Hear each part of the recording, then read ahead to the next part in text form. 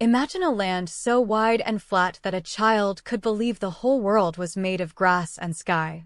In the heart of the American Midwest, just outside Omaha, Nebraska, the summer afternoons stretched long and golden. A gentle breeze moved through the fields of wheat and corn, making a soft hushing sound that blended with the distant call of meadowlarks. On a farm near the edge of town, a small boy sat on the wooden steps of a white clapboard house, tracing shapes in the dust with a stick. His face was still round with youth, but his deep-set eyes already held something calm and watchful. That boy was Marlon Brando, and in that quiet place he first learned to observe the world without saying a word, storing away the way light fell on a barn wall or how a horse sighed in the shade. The Brando household had its own gentle rhythms. Marlon's mother, known as Dodie, was a woman of creative spirit who had once performed in community theater, and she often filled the sitting room with the sound of the upright piano. The boy would lie on the oriental rug, feeling the vibrations of Chopin or a popular song travel through the wooden floor. His father worked away most of the day, so the house belonged to the softness of his mother's voice and the faint scent of lavender soap.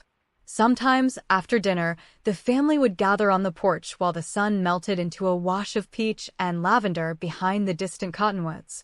The screen door would creak shut, and everything felt suspended in the stillness of prairie twilight. School in Omaha offered Marlon little comfort, but the natural world held him close. He often wandered alone down a dirt road that led to a shallow creek bordered by willow trees. The branches dipped into the water like sleepy fingers, and minnows darted among the pebbles.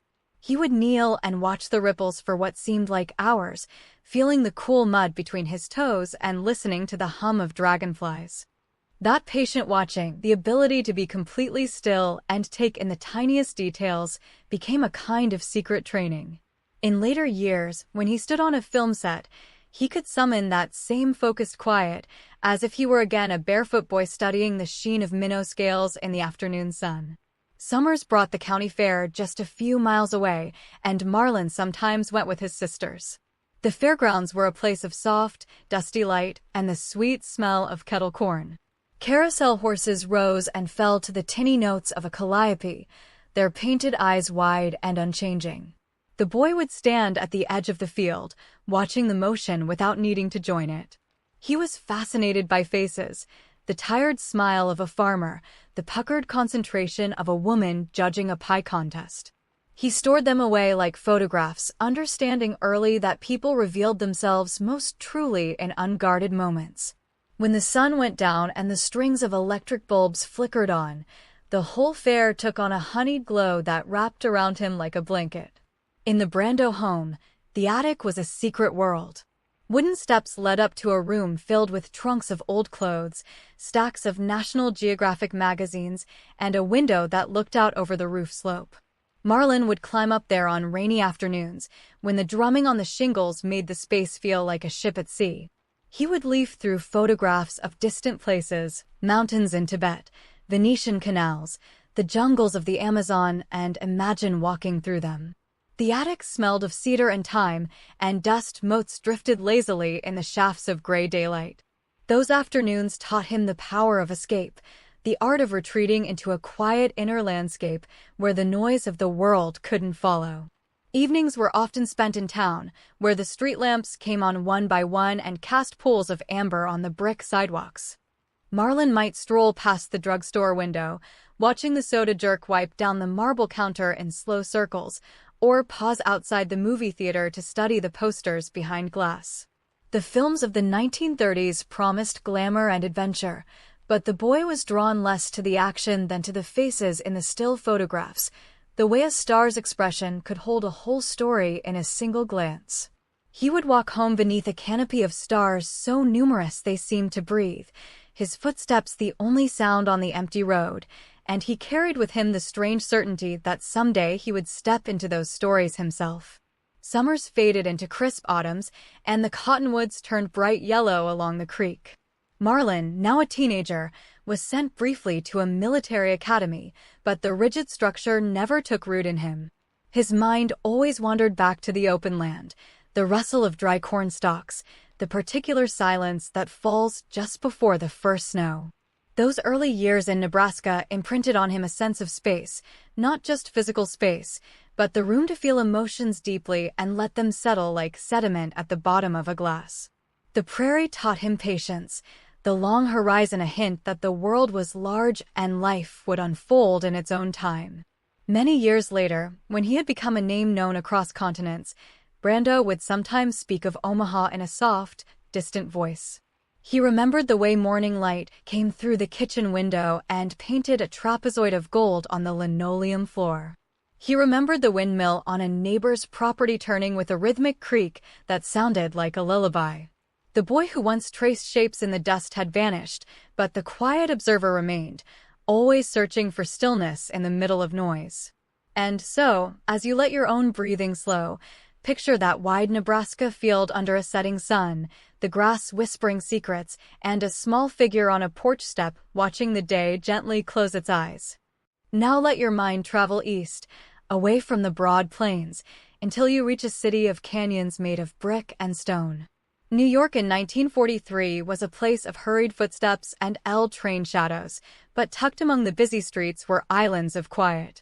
A young man just past his teenage years stepped off a train at Grand Central Terminal one autumn afternoon, carrying a worn suitcase and a head full of Nebraska silences. Marlon Brando was not yet a name, just a tall, softly spoken figure in a borrowed overcoat, moving through the great hall with its turquoise ceiling painted with constellations.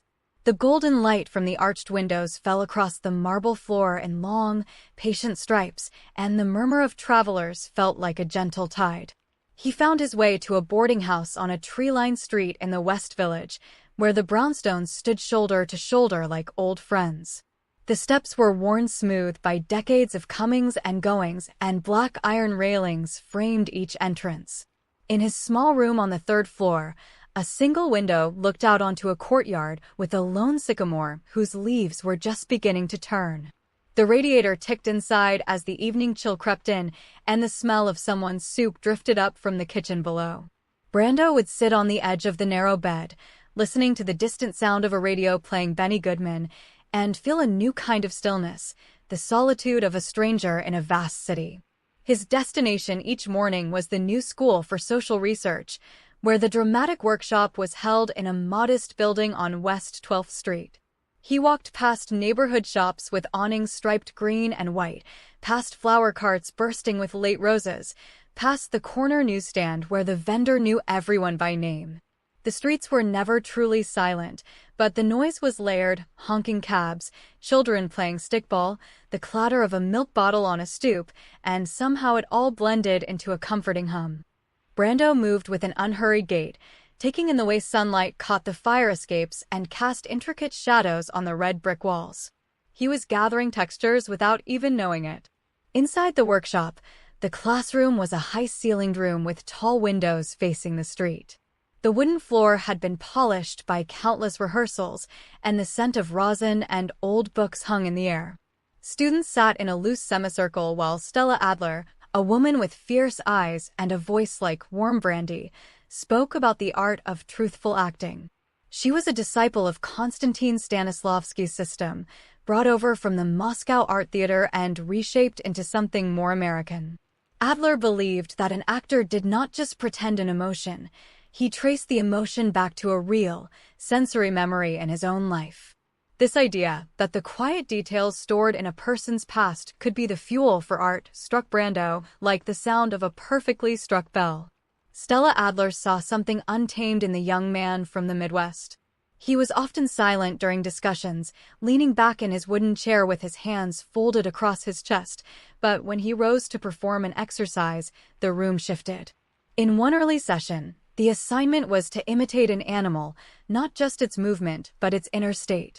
Brando lowered himself to the floor and became a cat, not a theatrical pantomime, but a creature of absolute stillness and sudden, fluid attention. The other students watched, and the class grew so quiet you could hear the steam in the pipes. Adler did not applaud. She simply nodded and said, "That is the beginning of the method." From that moment, a door opened inside him.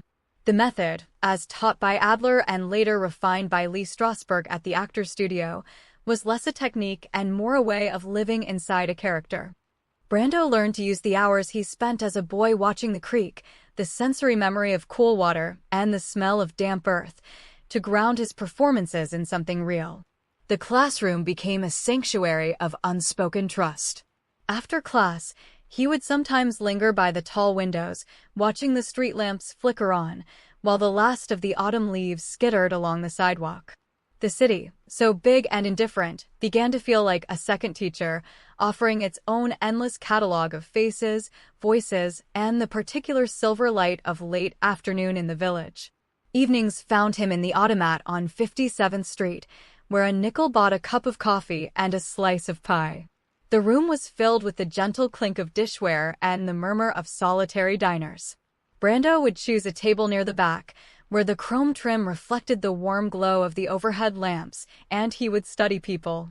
An old man in a herringbone coat carefully counted coins. A young woman in a nurse's uniform peeled an orange with slow, deliberate fingers. He wasn't staring rudely, just observing with the same patient quiet he had brought to the Nebraska streams.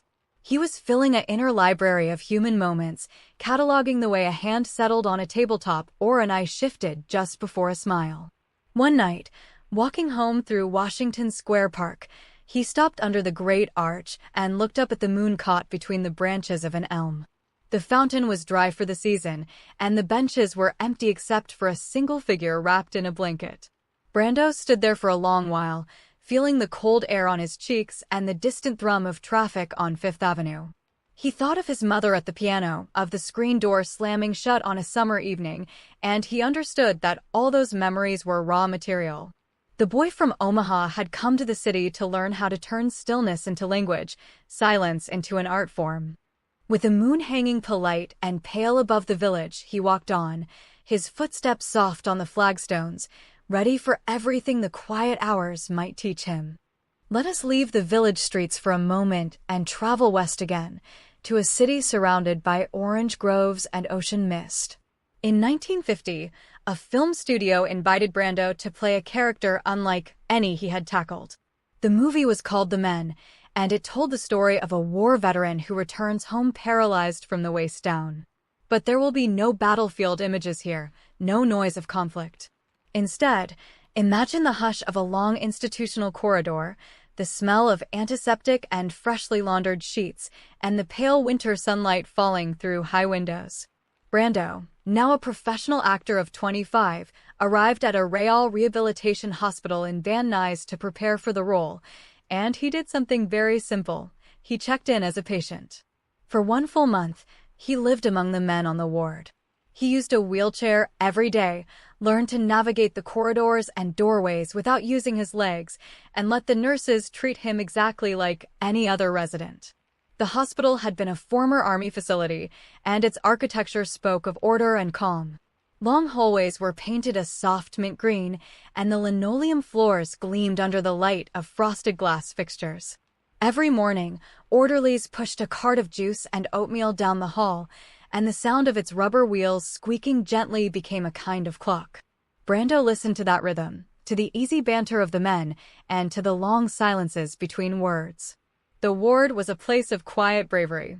In the communal sunroom, where the windows looked out onto a courtyard with a single California oak tree, patients gathered in wheelchairs or on gurneys, just watching the light change.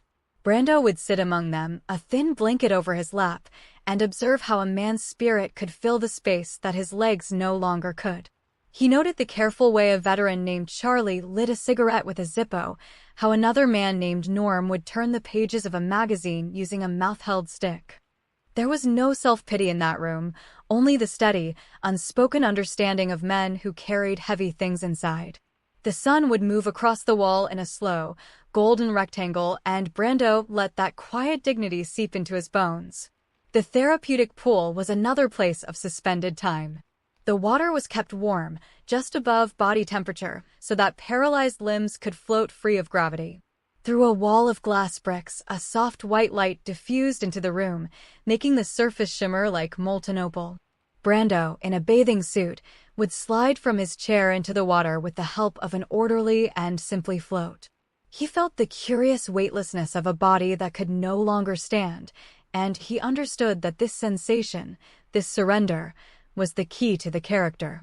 In the water, the only sounds were the gentle lapping against the tile and the low voice of a physical therapist saying, "Easy now, that's right." It was a place of healing that asked nothing of time. Meals in the hospital cafeteria became another kind of classroom. The tables were square and topped with laminate the color of fallen leaves. Brando would will himself to a spot beside a young man named Kenny who had been injured in a motorcycle accident, and they would talk about trivial things: the weather, a boxing match on the radio, the rumor of a new nurse. The actor never performed.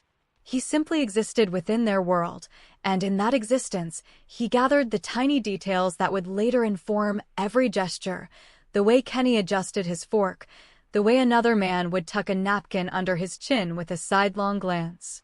It was all so ordinary and yet so profoundly human. The clatter of spoons, the steam rising from a cup of coffee, the afternoon light slanting through Venetian blinds, these became the notes of a song he would later play on screen. Nights were the most revealing. After the last medication rounds, when the ward grew dark except for a few nightlights shaped like seashells, the men would sometimes talk in low voices across the room. They spoke of their lives before, swimming at Coney Island, driving through the desert, dancing in a ballroom with a girl whose face they could still see. Brando lay in his bed, staring at the ceiling, and he heard the long pauses, the way a story would trail off into silence and then be picked up again, softer. He learned that stillness was not emptiness, it was a whole language. A man could say more with a quiet exhale than with a speech. This was a lesson he would carry into every film he ever made, the belief that the most powerful emotion often lives in the space between words. When filming began on a nearby soundstage, the crew built a replica of the hospital interior that was nearly identical. But Brando did not need to act, he simply recalled. The morning of the first scene, he asked the director to set up the camera in a wide shot that included the entire sunroom. He wanted the lighting to feel natural, the kind of indirect daylight that reminded him of the ward. As the cinematographer adjusted the gels, Brando sat in his wheelchair and closed his eyes for a moment. The soundstage was unnaturally quiet, free of the city hum. He could almost hear the squeak of the juice cart. Then he opened his eyes, and he wasn't Marlon Brando anymore. He was Lieutenant Ken, a man learning to live in a body that had changed forever. The resulting film touched audiences not with melodrama, but with heartbreaking authenticity. Critics noticed that Brando's quietness carried more weight than any shouting. In one scene, after a painful argument with his fiancée, he simply stared at the wall for a full minute while the camera held its breath. That minute was built from the long afternoons in the sunroom, from the whispered conversations after lights out. It was built from Nebraska stillness, New York observation, and the generous patience of the men who shared their lives with him. The quiet boy who had once watched minnows in a creek had become a young man who could hold the silence and fill it with truth. As we prepare to leave this chapter, picture the hospital courtyard at dawn. The California sky is a pale, milky blue. A single sprinkler rotates on the lawn, casting a fine mist that catches the first orange light of the sun. The oak tree stands motionless, its leaves silvered with dew. Somewhere inside, a nurse moves softly down the hall, her rubber shoes making a faint squeak. Brando is in his wheelchair by the window, watching the day begin, not as an actor but as a student of stillness. He breathes in the cool air, and for a moment he is simply present, nothing more, nothing less. It is a gentle image to hold as you drift a little deeper into rest.